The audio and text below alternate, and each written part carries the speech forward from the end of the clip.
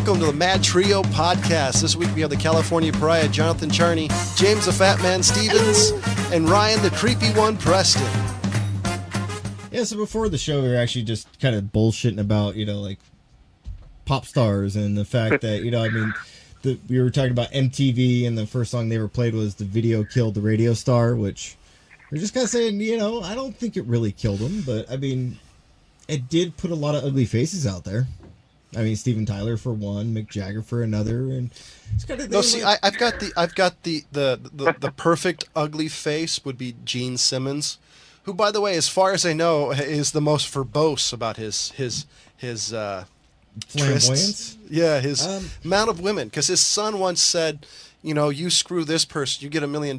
You screw my dad, you get your face in a family photo album in our basement. Yeah, but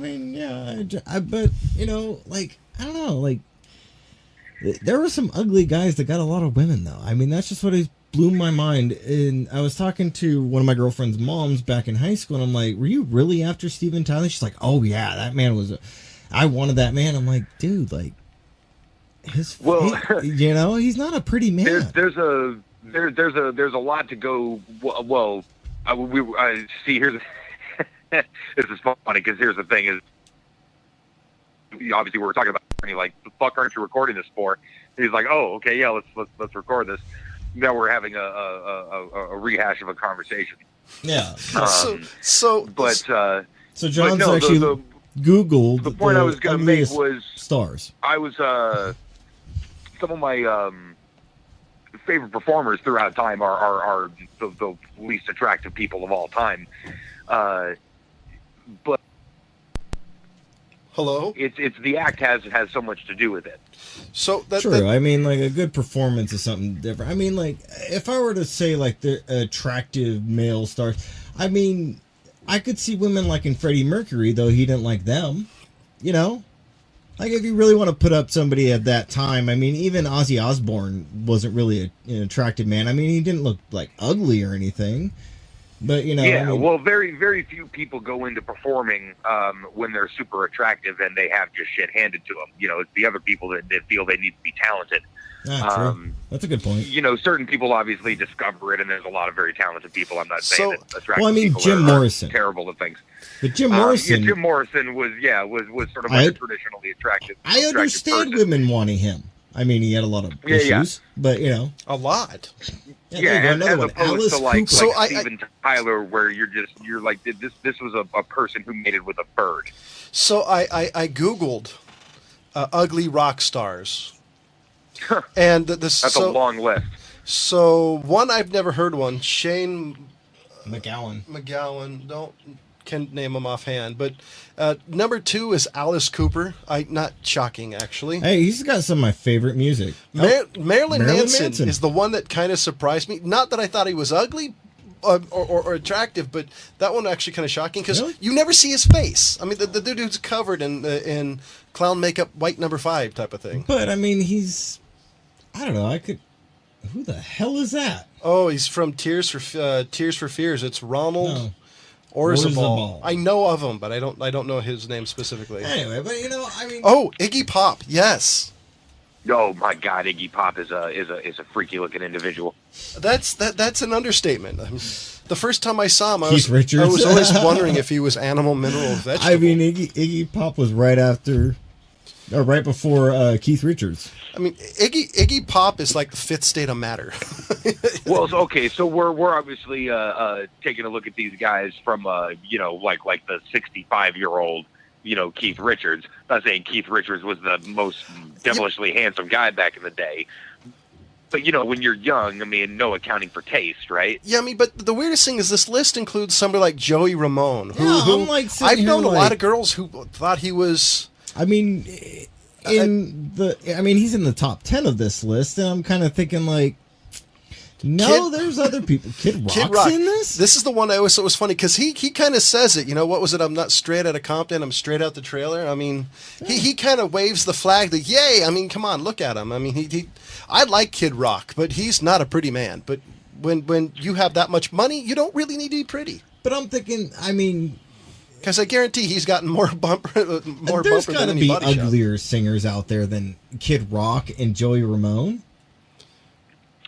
You know what? I had this Tom Petty's coworker back in the day at the first fucking mortuary I started working at way back when.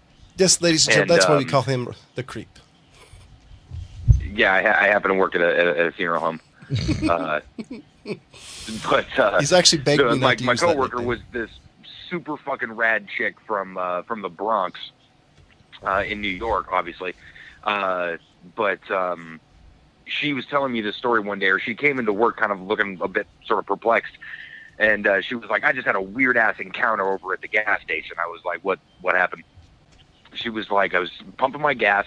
All of a sudden, I look over the corner of my eye, see this really skinny, bald, maybe like late 50s, missing teeth black dude on a bicycle riding towards me, like just locked eyes riding towards me. Slows down, stops right at my pump, gets off and starts like spitting the most confident game that she had like heard apparently in some time. And she's like, it was weird because at first, as soon as he started talking, I was turned on. It's not the words that she used, but intimated that she was turned on at that particular moment. Was it Sly Stone? Was it Sly Stone? I guess not. If you don't know who he is, like Sly and the Family Stone. Yeah, no, it wasn't Sly Stone. I'm actually impressed he knows who he is. That's kind of shocking. Yeah. Way to derail the story, Charlie. I know. Like, hey, I figured I would try to interject and guess here. I mean, so if you're anyway, do a was this guy story, like a pimp trying to get her to, be pimped out or some shit? I mean, that's the only thing I think of. I mean, somebody coming up looking like that with that much game, you know? But in any case, she basically said that after a split second, she realized her better senses that who was talking, and was like, "No, get the fuck away from me," and then got back in her car and drove away. All right. But she was saying that just that fucking immediate confidence of like, I'm gonna talk to this attractive woman was just enough to get her revved up past that sort of front door, you know. Could get her nether regions twerking. So, you know, you can be just super confident and get women. You know, we've all known that super weird kind of ugly dude of our friends. Funniest thing though, who somehow pulls more chicks than anybody. Okay, so Jess. One day I was talking to her and I'm like, so what? Why would you go and like date a guy like me? And she's like, I really like your confidence. And I thought about it, I'm like, confidence? What the fuck do I have confidence? No, I just was talking to you, like initially, you know. And I've had other girlfriends, you know, that have told me that it's your confidence that I really like right at the bat. I'm like, I'm me. I don't give a shit. You know, I'll talk to you if I feel like talking to you. If I don't, I mean. By the way, get this transition. Talk about creepy people. Bill Cosby finally gets sentenced. He's being sentenced to 3 to 10 years, which is basically a life sentence for him. And he's gonna probably do like 2. And well, because it's 3 to 10 basically. The way I understand it, for good behavior, he'll be out in 3, probably in 2 because he's a blind old creepy bastard. You know what I think would be hilarious? My favorite is if he got a job in the kitchen and they had him make Jell-O. Oh no! There's more to the story. So apparently he's forced to be a registered sex offender. He has to do all this. Which, by the way, telling him, "Oh yeah, you got to do counseling," doesn't help a guy when he's 80-fucking-1. And his first meal in prison, guess what it was? Jell-O pudding. According to TMZ. Jell-O. I wanted Jell-O. So you got to see this. So this is Bill Cosby. This is, I don't know if you can see this because all our lights are in the way, but this is Bill Cosby. He looks so sad because he's not remorseful about raping all those chicks. He's upset the fact he's in prison. Yeah, but I mean, really think about this though. You're at the end of your life. You've had a very successful celebrity career for what, 50 years? At least since the 60s. Yeah. So close to 50 some odd years. You're at the end of your life. And you're going to spend your last days, possibly, very likely, in prison. So do you that sucks? But do you think his choices though? Do you think his wife's going to put any money in his commissary? Nah. Because if I was his wife, I would fucking take everything. Yeah. Because I was talking. I'm sure he's got. I mean, if he had lawyers that could get him 3 to 10 with this, I think he's got good enough lawyers to keep his wife at bay. Honestly, part of it was probably the fact that he's 81 and a 3-year sentence. It really is most likely could be a life sentence for him. So I guarantee his age played a part of it. Plus the fact if he does get out in 3 to 10, like 3 years, for example, or 2, like Ryan said, he'll never be able to go anywhere. No. He shouldn't be driving anyways. So I don't know. I mean, I was talking to some people at work about this, and it's crazy because you think about it.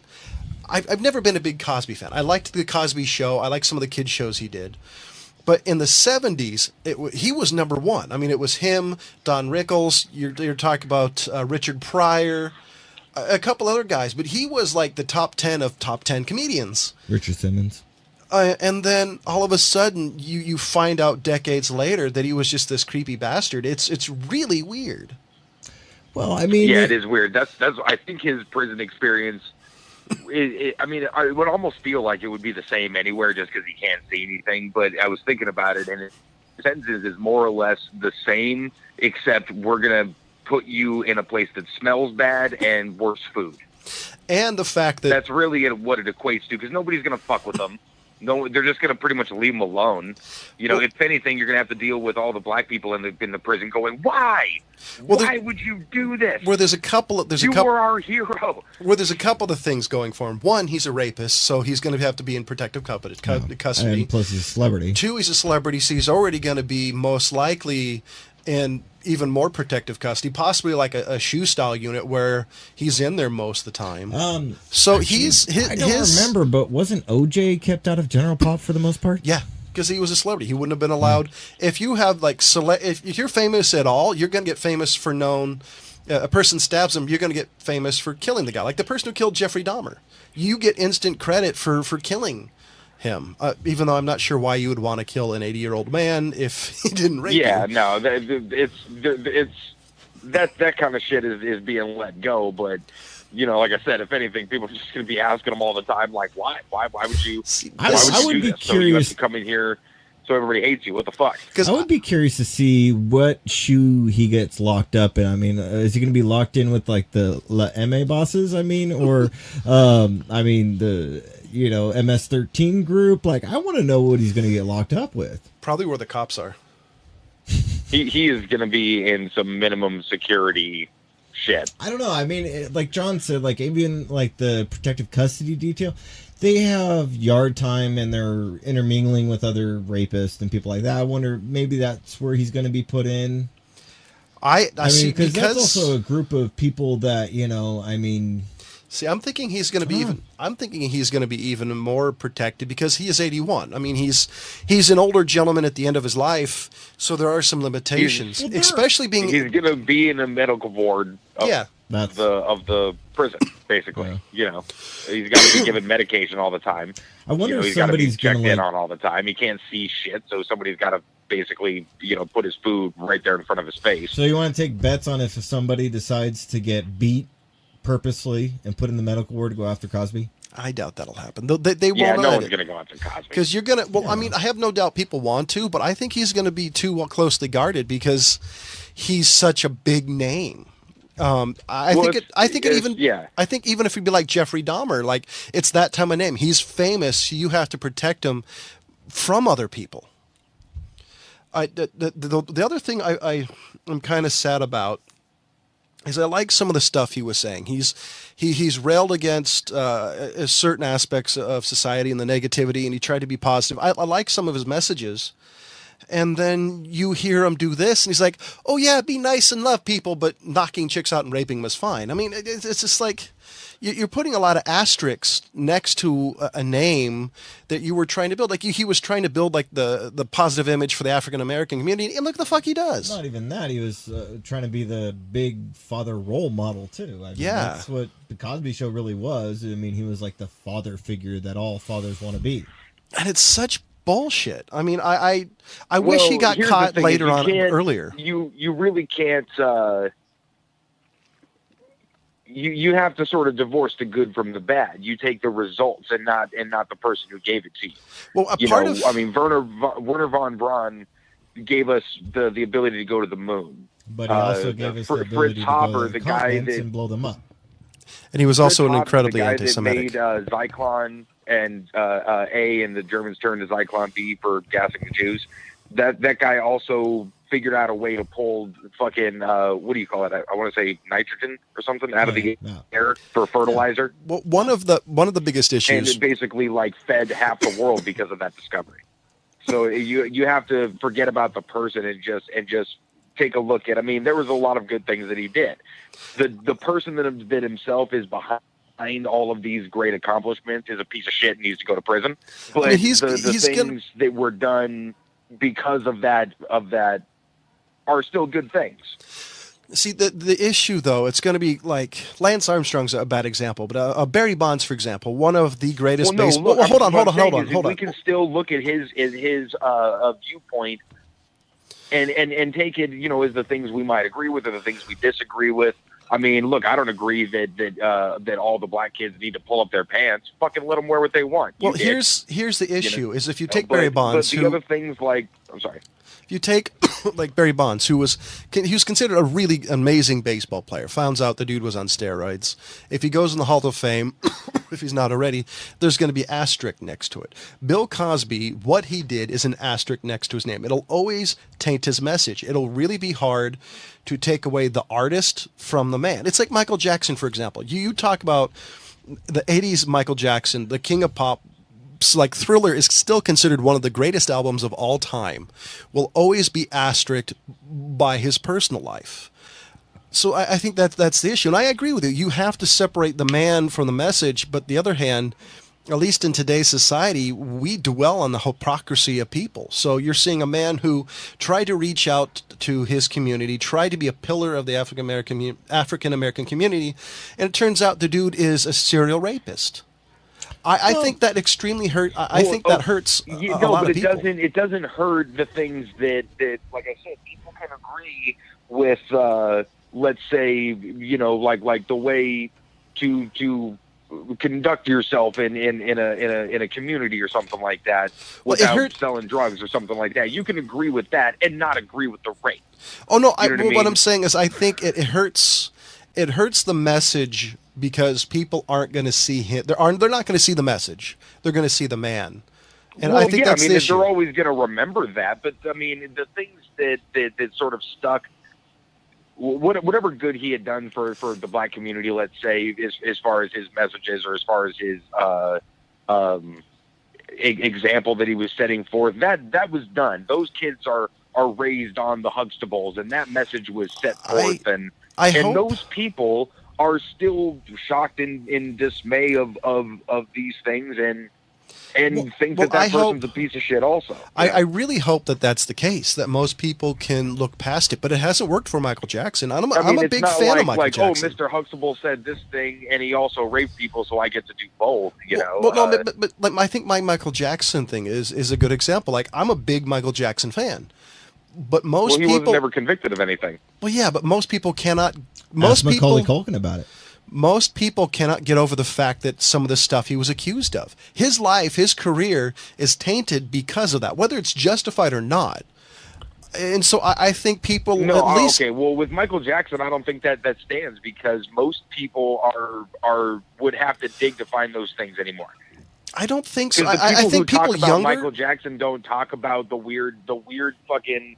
Yes, they do. It was like a 6-month thing out of his life where he was on trial for potentially molesting somebody. I hate to break it to you, but any conversation I've had other than with Music Nuts, it's always about how creepy it was. Not amazing how Thriller was, or when he was younger. That's the conversation you have about Michael Jackson, not the fact the dude was an amazing artist. Like, if you watch the real We Are the World tapes and his recording, if you watch him doing that, you get to see that. People, every conversation that I've heard since his death, basically has been like although, oh, what an amazing artist, and remembering all the albums. And the guy's got so many years of albums and so short a time of that, it's always brought up as like, hey, by the way, remember when this happened? But it was always like an afterthought. The point I would come back to is we kind of put celebrities up there and we really don't think about much of their personal lives. I mean, Bill Cosby, let's put it out there, he's an actor. Everything he did on the screen was acting. That's true. Not really who he is. And I think the best way of putting this is, man goes to a doctor, says he's depressed, says life seems harsh and cruel. Jeez. You know what I'm talking about now, right? Yes, I knew it. Yeah, Pagliacci. I mean, that's what we really got to realize, is that these guys that are up there, that, I mean, greatest, one of the best comedians, way better than Bill Cosby, Robin Williams, depressed most of the time, but he has fantastic movies. He was an amazing actor, but he killed himself. No, you're right. I think the issue, at least for some people and possibly me, is you'll always be attracted by Mr. Huxtable. You'll think, oh, what a loving, gentle man. And when you get to meet the guy, it's like, oh, this dude's just a fucking creep. My cousin met Bill Cosby back in the day. Ever since that meeting, he's always said the same thing about Bill Cosby. He's a fucking asshole, and has been saying it for 30 plus years. Turns out my cousin was right. But no, you're totally right. Well, here's the thing, it's the reason they say don't meet your heroes, because people write heroes. People write the simple flaws that are easy to overcome, that give us hope and all these things that we can change ourselves in the future, which never fucking happens. Well, but you don't meet your heroes because you're meeting a man, and man is fallible. Man is never going to be perfect. It's never going to be who you thought they were, and they're least of all going to be their character. I think it's even worse for actors, because, like you said, I mean, you meet Bill Cosby, you're not, like you said, you're meeting the character. I think it's even worse when you meet, say, your real life character. Name your war hero, say like Chris Kyle, and he turned out to be a son of a bitch. That's Captain even worse. Winners. So yeah, and I think the problem is you realize, like you said, is the fact these people are fallible, and nobody likes fallible heroes, unless you're the Fantastic Four fans. But I mean, there's been lots of celebrities that have had their inner lives exposed. I mean, that's basically what a paparazzi is. Yeah, but that's what they do all the time. But I mean, this is the worst of the worst. If you're knocking people out, I mean, him, Harvey Weinstein, I mean, these people, whoever is doing this, the guy from House of Cards. I forgot his name on purpose. Kevin Spacey. Yes. If you're doing any of this, you're a son of a bitch, because this is the issue I have, is the fact that about that. And it's one of the issues I've had for Hollywood for years. If you look what happened with Judy Garland and other people, these people have been taken advantage of. And maybe it's the fact that as a country, we all want to be famous. I actually met a guy. I interned for a company who did podcasting for 6 months. Talked to a guy there. He's like, I want to be famous. And my first thought was, that would be hell. Well, the other thing that I want to bring up is, if you study history, I'm someone who enjoys history. I think John kind of does as well. I know Ryan does. But if we look back in time, let's go back like 1,000 or 2,000 centuries ago, kings and queens, like, later on, a lot of their inner workings of their lives became public, except for, the Tudors.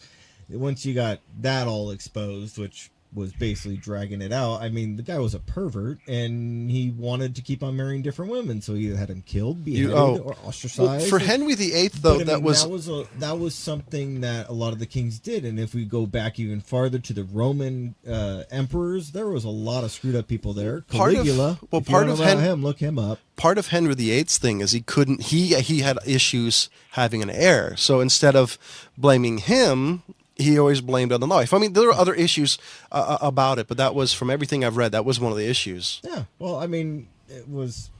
Plus, he was a whoremonger. I mean, he really wanted to sleep with whoever he fancied, honestly. Well, but a lot of rulers did that. There's a common thing, a common underlying theme amongst all history, especially ancient history. Aliens.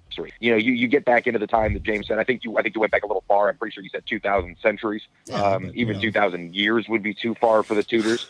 But well, I meant like if we were going back through the century for 2,000 years. But I get what you're saying. But I want to go back a couple thousand years till about maybe 300 years ago. Maybe even like 160 if you really want to be specific, I suppose, before it really stopped. The underlying theme of rape throughout history would blow your fucking hair back. You know, it's the thing that never gets fucking talked about. All these conquests through all these different cities, crusades, Roman empires, Mongol conquests, the expansion of the West, the Cortez conquering Mexico, all rape all throughout that entire time. If they moved 40 fucking miles, a lot of people were raped. You know, one of my favorite things to point out to people who are just on the fringes of history, like they kind of, oh yeah, I like history, and I bring up redheaded stepchild. If you don't know what that means, you're an idiot, because what that means is the Vikings came through, raped and pillaged your village, and raped your women. What happened 9 months later? You get a redheaded stepchild. I mean, that's where that whole thing comes from. Because they were going through, they literally would, like, if they didn't kill you, they raped you. I mean, wasn't it Thomas Jefferson, one of the American founding fathers, wasn't he known to rape his slaves? Wasn't he? I think it was Jefferson. Because I thought he was the one that ended up with one or two African-American daughters. Because I remember something about the descendants later on. So reality is it's not an uncommon theme through history. It's one of the reasons it's such a... It's so. Are you guys justifying Bill Cosby now? No. I'm just saying it's. I just had to throw that out. Yeah, I was going to say, but I was actually making the larger point that when people say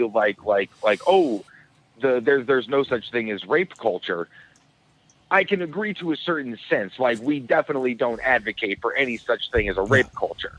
You know, no part of society does.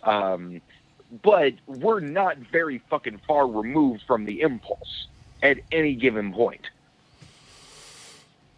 I would say it's not necessarily a culture. Oh, maybe this is the wrong way to put it. I'd say I don't know about a culture, but people giving into their baser urges. And I also would think that would have to do with the old saying, you know, power corrupts, is the fact that, granted, you know, a poor person can rape a poor person example, but the bigger examples I'm aware of is people in power who can lord their power over others. Like Henry VIII, if he wanted to rape you, he could you didn't really have a choice. You know, it was either going to have his guys hold you down and rape you, or he was just going to do it right there.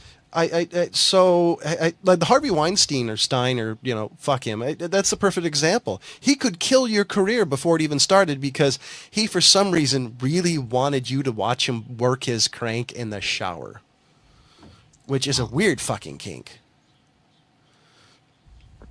Well, on the list of kinks, I don't know if that really breaks the top 10. Well, because here's my thought. Criminal nonetheless. Well, yeah, but here's my thought. Well, I wouldn't want to watch anybody watch me do that. I'd rather watch a beautiful celebrity take a shower. I mean, that seems a little bit more interesting to me than watching this poor girl as an overweight rich white dude, working my crank in the shower. That sounds awful. Well, you understand the definition of a kink, though, right? Yes, I get it. It's still fucking weird. Well, that's to the person who doesn't have that particular kink. Again, all those things on the top 10 would weird me the fuck out at any point. So let's just have something clear. If you force somebody to do that, that's a bad kink, right? Are you for that? I mean, are you totally for the Louis C.K.? No. That's a bad kink. That's again criminal. You know, like there's a point of consent. You know, if you're gonna do that, like there's a point when everyone's on board that makes it legal, you know. You need the form. I hereby release all liability. But yeah, no, it's just. I mean, look, we've talked about this ad nauseum. I mean, as far as what power can get you and things like that, and the sort of perceived power that you can have over other people. You know, the fact that somebody would think that they can sort of get away with that for an extended period of time is the creepy part to me. No, I do have a question, and I do have to warn people. I'm a white male, so take that as maybe. Is there a point where this movement can go too far? You look at the guy like Kavanaugh, whatever his name is, the guy who's trying to get the Supreme Court position. There's a woman who said he did something to her, and to be honest, I haven't been following it, 35 plus years ago. And at what point should that poor choice of his, and I'm saying poor choice because I don't know what to call it. I mean, if he did something, he shouldn't have done it. What point should that affect you? Should it be of all time? Because obviously it's going to affect the woman or the guy for the rest of his life. I'm trying to. Where's the balance on this? I'm all about due process in these sorts of things, and I really wish that none of the due process should hinder any of the Me Too movement in general, as far as like the ability for women to come forward in these sorts of things. No, I agree. But there needs to be some due diligence on part of law enforcement and of society, to let's not jump to immediate conclusions and just bash somebody's career. Well, one of the recently, issues, the story of Chris Hardwick, the sort of former leader of the Nerdist empire, was involved in a deal with a former girlfriend coming forward. Are you guys familiar with this? No, this is the first time I've heard of it. Oh, yeah, this blew my fucking mind. Like when it came out, I've actually been a fan of Chris Hardwick in general for a bunch of years. Listen to his podcasts and shit from the beginning. And this all happened maybe about 6 months ago or so. Came out that there was a open letter written on a blog post, I believe, from his ex-girlfriend Chloe Dykstra, who sort of detailed this unnamed person's abusive relationship and that she was in with him. Through a bunch of details in the article, it wasn't, or blog post, it wasn't hard to fucking figure out who she was talking about. So everyone was like, wait, what the fuck is going on here? Like was detailing things like wouldn't let her see or have male friends, or like would demand sex on the moment, or did everything. I mean, it was like very demanding and controlling, and this like detailed, really maniacal sort of person. So Hard does, I think, the most brilliant. I mean, as much of a tech nerd and a social media nerd as he is, he did the smartest thing possible. He went off the fucking grid. Like, there was zero post, no online presence whatsoever from this dude. Because immediately after this blog post comes out, before he would even have a chance to respond, AMC polls his upcoming show, Talking with Chris Hardwick. They polled the Talking Dead, the after show for Walking Dead, and like one or two other projects that he had going on with AMC. Just immediately pulled all of his shit. Canceled the premiere of his show and said, like we're not doing any business. And then like a day later, I think they redacted and said before further investigation. Went through some sort of a lengthy process. There was sort of really split the field with support on both sides. A bunch of people with Chloe, and a bunch of people with Chris. And I was sort of on the, really? Chris Hardwick? Like that guy? It just struck me as odd. But God, that would be such a hard. Because I don't know. I mean, I know of the Nerdist. I don't know of him personally. So what ends up happening is AMC details an investigation that they went through, and if I remember the details correctly, I think that Chloe Dykstra had declined to be involved in the investigation. But later I heard, I don't know if it was just wording in the bullshit article or something, that said she was not asked to be involved or something like that, or they never approached her to be involved in it. So here's something from HuffPo. It doesn't particularly mention her, but it says NBC confirmed on Tuesday that Hardwick was keeping the gigs. Came after a week. AMC said he would be back with Talking Dead, and talking with Hardwick following review. An announcement decision. AMC said it was the appropriate step after interviewing a number of people in connection with the allegations against Hardwick. He is scheduled to resume work on the Talking Dead companion drama series Walking Dead and Fear the Walking Dead on August 12th. Hardwick's acknowledged that an online post by his ex-girlfriend Chloe Dykstra alleging she had been sexually assaulted and emotionally abused referred to him. He has denied the allegations. God, I see that. See, I totally agree. But anyway, here's the thing: is that they basically AMC at the very least sort of vindicated him. You know, they said, you know what, we're back in the Hardwick business. I think his first thing was he came on and guest judged on like America's Got Talent. See here, and then started doing the show again. But they're rolling him back in. So how do you? I am curious. How do you, as a network, as a company, whatever, when an allegation like this, or any allegation of thing like this, let's for example take the Matt Lauer thing. Where do you go if somebody says, "Oh yeah, you did this"? What steps are appropriate?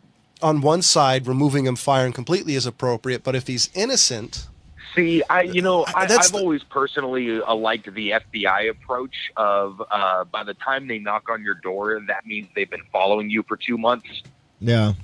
So it's more. I appreciate that approach of like, you're not going to know we're here until we've really, really got you fucked. Well, so how about, so I don't know why they invested. I don't remember as far as the Matt Lauer thing, why she came so like boom public. But my first thought would be if I was NBC or one of these things, my first thought would be I'd be suspending him. So he's been removed from host duties until we hear further allegations. So it doesn't look like you're firing him, but you're also removing him. But hold on, I want to address Ryan's thing of the FBI. But when somebody publicly says that you've done this, that demands immediate action by your immediate supervisors or boss, which is what would be AMC to Chris Hardwick. So they don't really have the same choice of the FBI of saying, "Well, we've kept you on for 2 months." I know. Well, that's what I'm saying. Yeah. Like, I guess herein lies the fucking problem. I was about to say that I would guess that I would hope that women would come forward sort of silently and say, "Hey, I need you guys to look into this." But I guess that's happened probably more times than anybody has admitted. One of the and never fucking got anywhere, because unless it's public, why do anything? The other thing especially that if you're talking about somebody like Harvey Weinstein. Yeah, I totally get that now. The other thing that came up because the Tangerine one's decision to make a really stupid comment about the Kavanaugh thing, our Tangerine in office said a comment about basically about why didn't she come forward earlier. It's not super uncommon for a woman or anybody who was raped to not say anything for decades. It's super not uncommon. Matter of fact, I'd be more surprised if it was I'd be surprised if it wasn't rare for somebody to come up and say they were raped. Yeah. And so I don't blame some. I think it's an amazing thing that some of these women have spoken up about Weinstein, Matt Lauer, and there's other people saying, yeah, they fucking raped me. My question is, and I'll be honest, this is really fucked up because you're talking somebody being emotionally and physically abused versus a company standpoint. I'm curious on where the line is that, because until you know for the fact, as a company, you're going to either get sued for wrongful termination or applauded. So I think what AMC did was right. AMC said, okay, everything's on hold. And if we find out this guy did it, he's done. So, but you also got another point. You brought up the Supreme Court Justice guy that's being investigated right now for sexual harassment, sexual shit. He did 35 something. years ago. And he did do it. So, but at that point, 35 years later, we all basically know the statute of limitations, 7 years, except for felonies and certain felonies. But so he's had 35 years. And my issue is that he may not be the same guy 35 years ago. But he's also not the great guy of being good enough to have come forward before this allegation was brought up to try to make things right.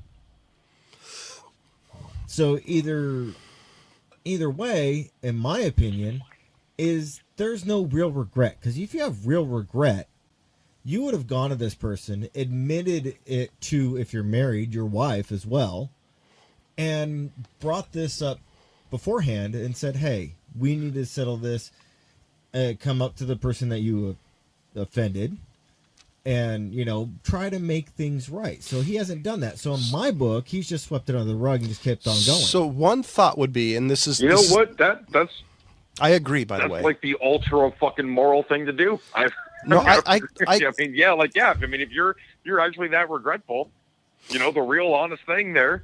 So what is cop to it? Yeah. No, I completely. That's where I'm at. So what if he so this is a super hypothetical. So what happens if he remembers a person but can't find her?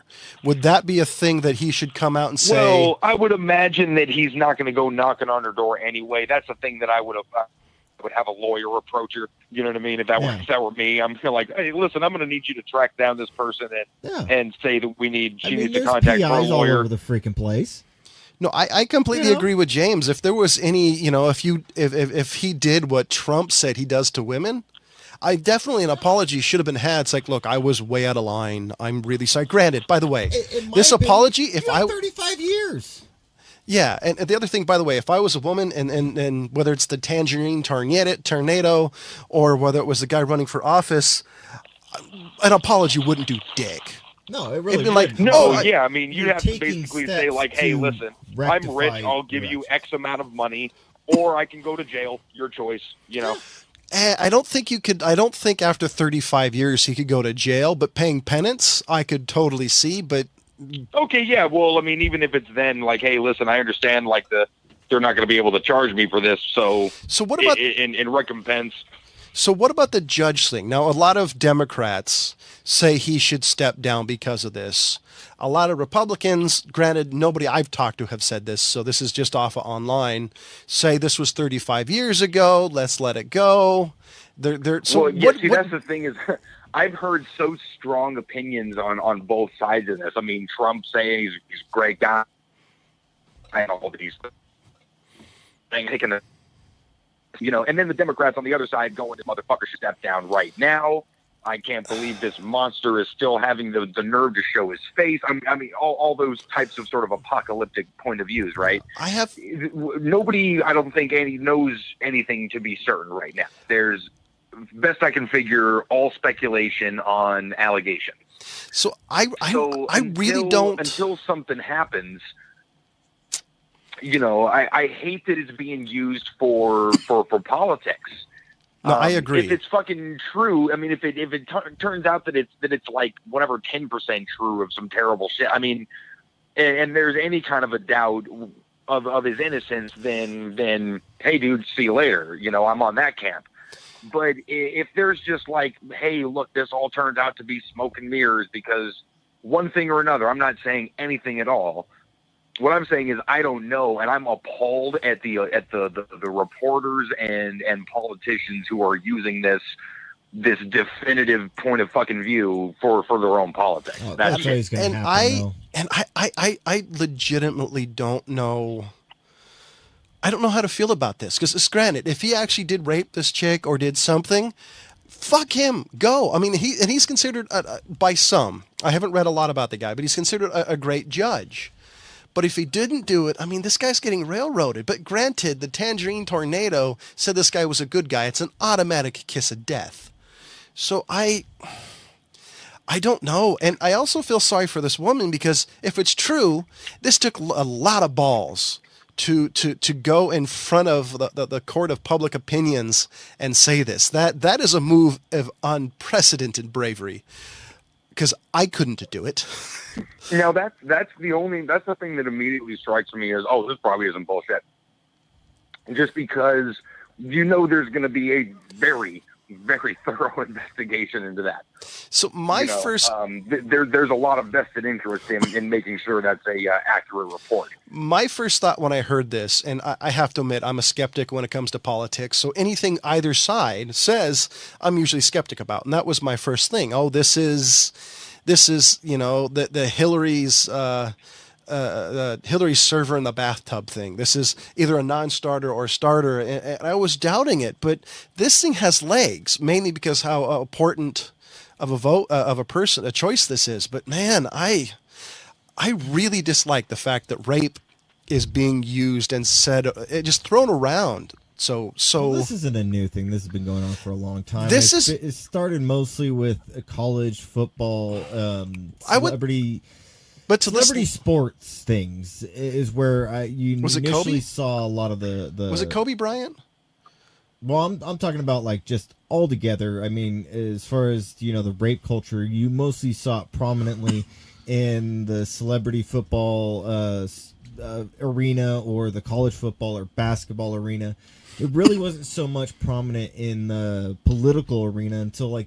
Bill Clinton and no, it had to. Well, no, because there was there was also Chappaquidda. Yeah, but I mean, it wasn't. It didn't come up as much. We didn't have a lot of names to throw out there. But if we go to the NBA and football, there's a lot more names. So anyways, wait, hold on. I want to clarify real quick. So you're saying it didn't happen, or just wasn't as known? It wasn't as public. Wasn't as publicized. Okay, I just wanted to clarify. So now that it's become there's two very different kinds of sort of sexual assault going on there. You have like a sort of over testosterone, that is a thing. Dude running around who really can't control his behavior in certain moments.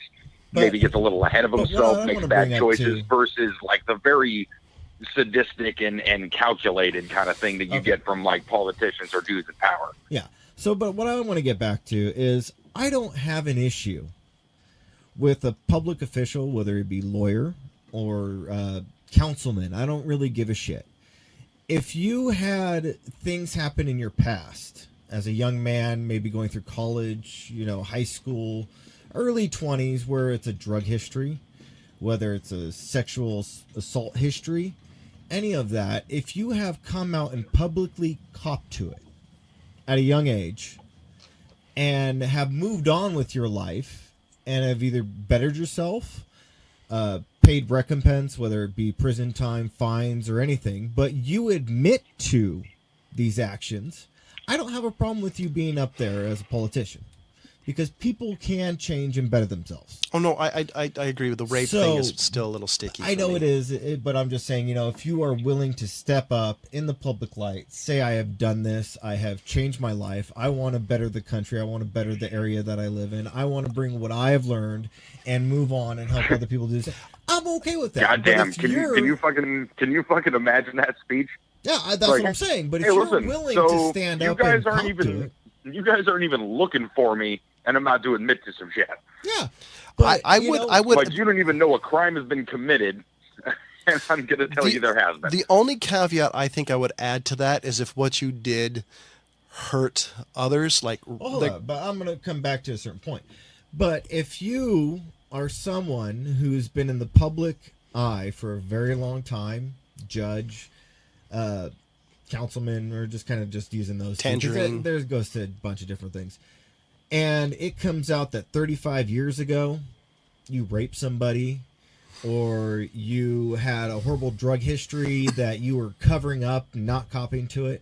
That takes your whole career of 35, probably 40 years, and taints that entire thing. As a judge, your cases can be overturned on certain things. All of that stuff comes in a question because now you show that you are an evil, maniacal son of a bitch that really doesn't give a shit about anybody except for yourself.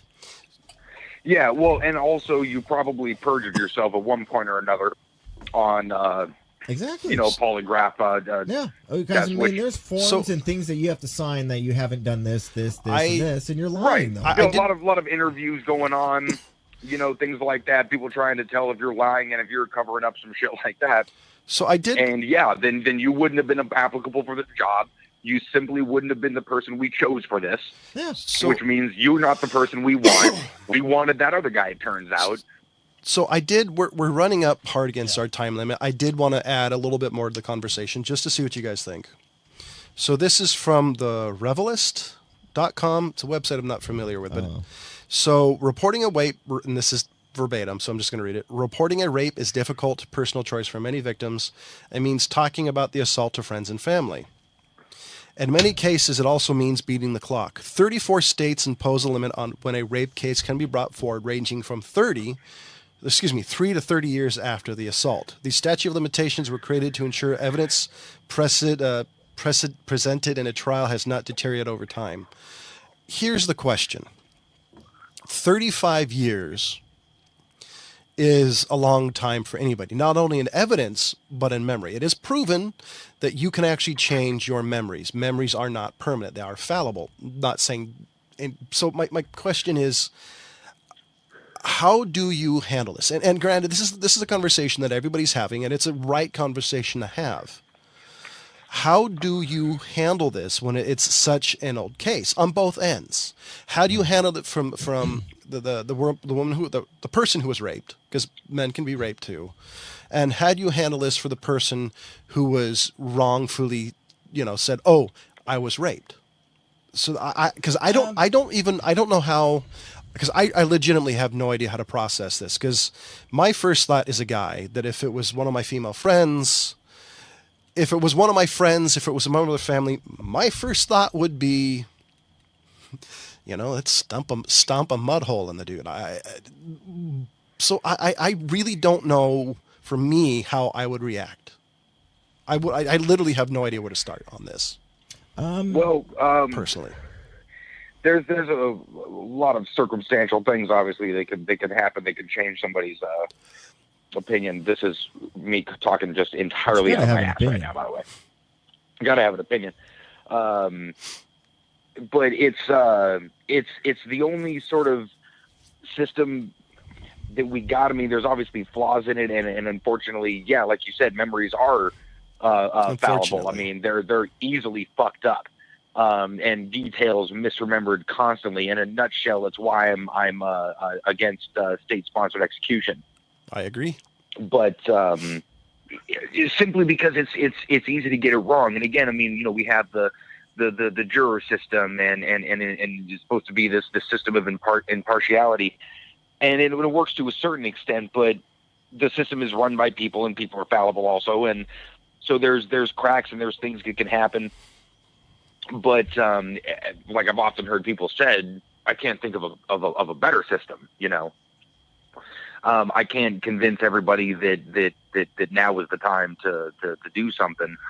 And apparently there's still a wide problem with rape kits being non-tested. I mean, there's a large circumstance where you're just sort of kidnapped and raped and then let go. And then you're just like, what the fuck just happened to me?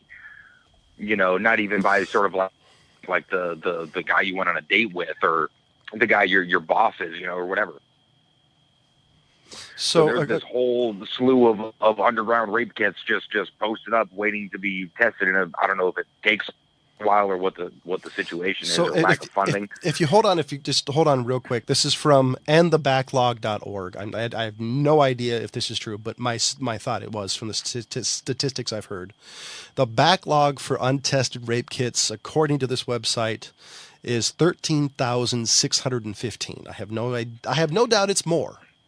But just to prove Ryan's point, there is a huge backlog of kits that have not been tested. Yeah, so I mean, to me, that's kind of step one as far as find us some rapists. Hell, they just caught the bastard, the Golden State Killers, and what was it, the Golden State Rapists? I don't know if it's the same guy, but. Yeah, I mean, luckily there's different techniques that we can use, sort of that sort of supersede, like some horseshit eyewitness testimony, picking up the wrong dude for something. And, luckily there's a lot of scientific evidence that can be, established, also circumstantial because science. But, we're able to narrow these things down a little bit more. But I mean, okay, Jesse Pinkman. So James, what do you think? So I'm gonna. Yeah, I hate Jesse Pinkman. So what do you think, James? How dare you, sir? On a case like this, I mean, as far as a prosecutor or even a detective's point of view is, I mean, you got to go back and try to interview people from like 30, 35 years ago. I mean, that is just not going to happen easily. I think this is just going to get drug out for a long time. I really do. And I don't think we're going to get an answer. We will not get a definitive answer for a long time. So, I mean, it's just going to be hearsay at this point. I mean, literally, that's all it's going to be at this moment. Is it's going to be what he said, what she said. That's it. That's all you got. We're pretty much out of time. I do want to say something, that this is a serious topic that we hope we've had some decent discussion about. So most of these things that we've talked about are things I've found all around the internet. And you're granted, you're welcome to call us a bunch of stupid white guys, because we're a bunch of stupid white guys. But I really want to know what you think. And so I'm going to state it here. Real Flicks Reviews has always had, or MadTrio has always had, a community standard of, you're welcome to say whatever you want about us as long as it pertains to the topic at hand. Yeah, I want to know personally what you think. Is there something that we could do to prevent this? Something we can do to help these men and women who have been hurt or damaged because of people like Bill Cosby and Harvey Weinstein and whoever else? Do you support castration? A lot of the times it's also like the neighbor or a family member. This is horrible. Rape should not happen. And we do have a president, like we do have we're taking a hard stance on this one. Yes. Yeah. We do have like the Tangerine Tornado, our president, who has pretty much been very open about grabbing women by their crotch. So we don't exactly have a great standard against it. So what do you think? Our contact information is all around the internet. YouTube comments, our Facebook page. Please let us know what you think. And as always, thank you for listening. Goodbye.